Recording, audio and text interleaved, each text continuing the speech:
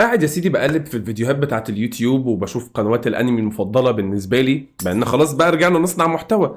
فمن اهم قنوات الانمي اللي انا كنت بحب اتابعها قناه دينا بليتش، ومن هنا جات لي فكره الفيديو. كانت بتتكلم في الفيديو بتاعها عن اكتر 10 انميات نفسها تشوفهم في بدايه السنه الجديده. يعني الناس بتبقى عايزه مثلا حاطه ويش ليست كده على حاجات نفسي اعملها في السنه الجديده. دي كانت اكتر 10 انميات نفسها تتفرج عليهم في السنه الجديده. فانا استوحيت الفكره دي من هنا، لان انا عندي برضو اكتر 10 انميات نفسي السنه دي ما تخلصش الا لما اكون شفتهم كاملين يعني. فشدوا معايا الحزام لان هتبقى لسته طويله من الحلقات. مش لسته طويله، هم برضو اكتر 10 انميات انا شفتهم. لكن قبل ما نخش في الليسته ما تنساش اللايك والسبسكرايب لو ما كنتش مشترك، واهم حاجه لا تجعل مشاهده الانمي تلهيك عن واجبك الديني والدنيوي. ويلا بينا نخش في الفيديو على طول. Oh Allah the Almighty. طيب يا سيدي، ومن اول الاعمال اللي نفسي اتفرج عليها هنا على القناه، او نفسي 2026 ما تعديش الا لما اكون خلصت العمل ده كله، وهو وان بيس. ايوه ايوه، انا كنت بدات زمان وان بيس، وعلى فكره حبيت الانمي جدا، وانتقلت جدا من واحد كاره لوان بيس الى واحد عاشق للانمي ده وللقصه دي وللعالم الجميل ده وللرحله دي. ايه اللي حصل خلاني من هيتر لحرفيا مشجع المانجا بجد. يعني كان في واحد زميلي في عيد ميلادي من فتره طويله جاب لي اول فوليومين من مانجا وان بيس. تحولت حرفيا من كاره للعالم ده وللرسومات دي الى واحد بضحك بجد من كل قلبي على كل تفصيله بتحصل في العالم ده. واندمجت بقى، فدخلت على الانمي طبعا. يعني قلت المانجا حلوه جدا، بس لما دخلت على الانمي استمتعت وكملت مع الانمي. وصلت لكام يا باشا؟ وصلت لحد ال 578. يعني كنت خلصت الفيشمان ايلاند، جزيره البرمائيين، وكانوا لسه طالعين بقى على البانك هازارد، ووقفت لحد هنا. انا كنت واحد بتفرج على الدبلجه الانجليش، يعني كنت بتفرج على ون بيس بالدبلجه الانجليش بس. ف وده فيديو تاني هكلمكم عليه، عشان احنا هنتكلم لسه مع بعض سوا عن دبلجه نتفليكس اللي بالعربي لون بيس. ممتازه باي ذا واي، سبويلر اليرت، هنتكلم عنه في الفيديو الجاي. لكن الدبلجه كانت حلوه جدا.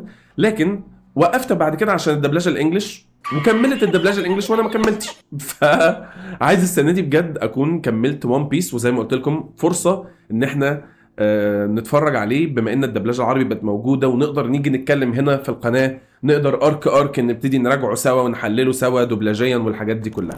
رقم 2 معانا في الليسته هنا، وهو عمل كلكم بلا استثناء هتستغربوا ان انا من اكتر مشجعين ليه ولسه ما اتفرجش عليه كامل: دراجون بول. ايوه، انا لسه ما اتفرجش على دراجون بول كامل لحد دلوقتي.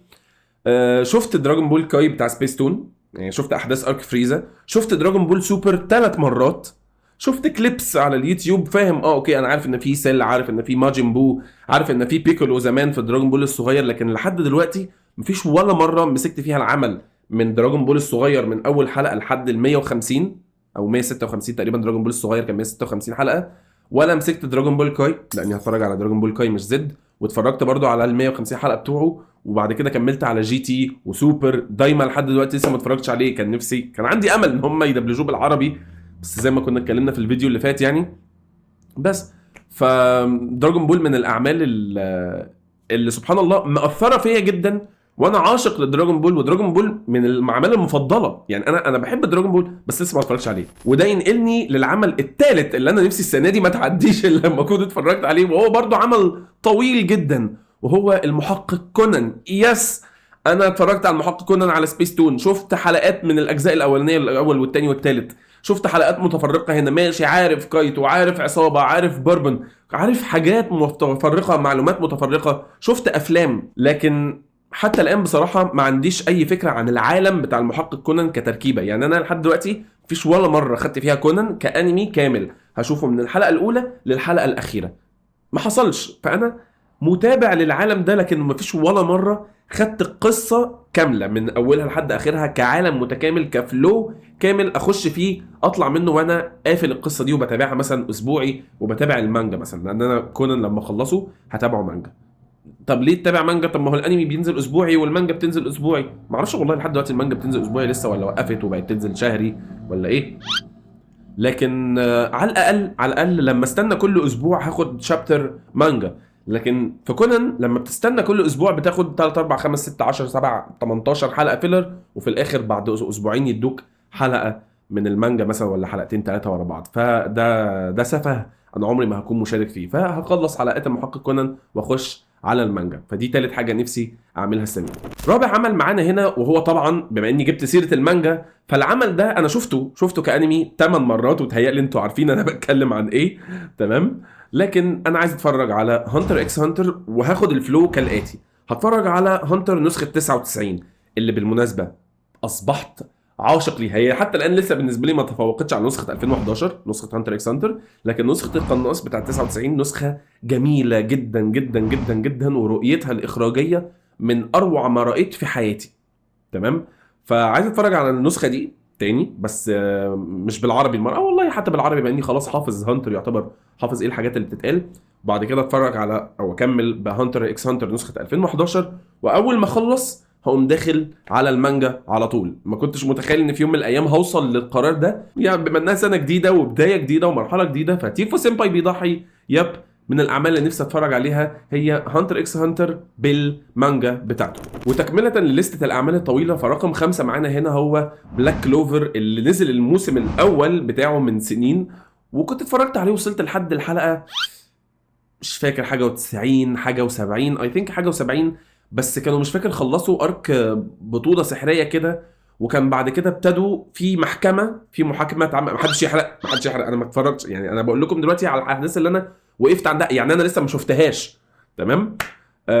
كنت وصلت على استا، كان خلاص طلع الديمون فورم بتاعه، سبويلر اليرت يعني، طلع الفورم الشيطاني بتاعه. وبعد ما عمل الارك اللي فات ده، ابتدوا دلوقتي في واحد جاي بيحاكمه، وناس من الممالك التانية تقريبا اي ثينك مش فاكر، بيحاكموا استا او عايزين يحاكموا استا ويقضوا عليه عشان هو تقريبا ديمون. فكل واحد من البلاك بولز او التيرانس، او لا انا كنت برضه بتفرج عليه بالانجلش دب فالتسميه انجلش، كل واحد من فريق البلاك بولز بتاعه كل واحد راح في حته عشان يحاول يجيب طريقه ويلاقي طريقه ان هو يبرأ بيها استا. فانا وقفت عند الاحداث دي، حتى لسه ما شفتهاش.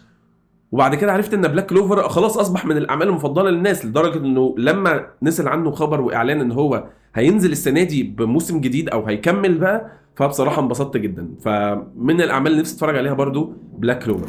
ورقم 6 معانا من الاعمال اللي انا برضو نفسي اتفرج عليها جدا جدا جدا، وهو بورتو.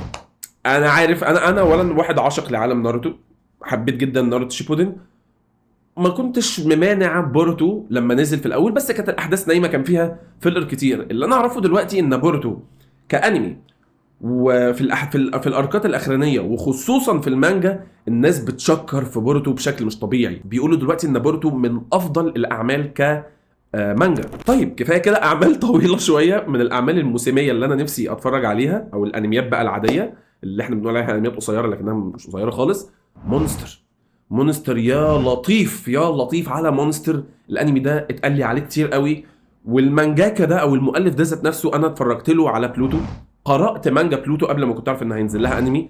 نزل الانمي بتاع بلوتو كان خرافي. شفت المانجا وقرات المانجا بتاعت فتيان القرن العشرين وفتيان القرن ال21. المانجاكا ده قصصه رائعه.